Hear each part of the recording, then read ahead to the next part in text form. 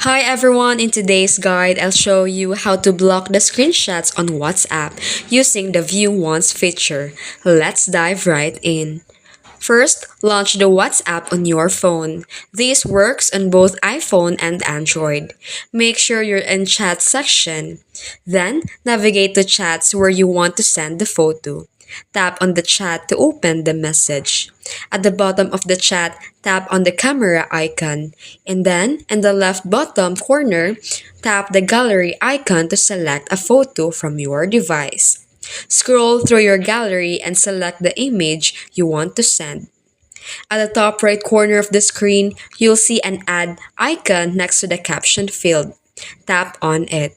You'll notice an option labeled View Once. Tap on it to enable the feature. Once View Once is enabled, tap the Send button.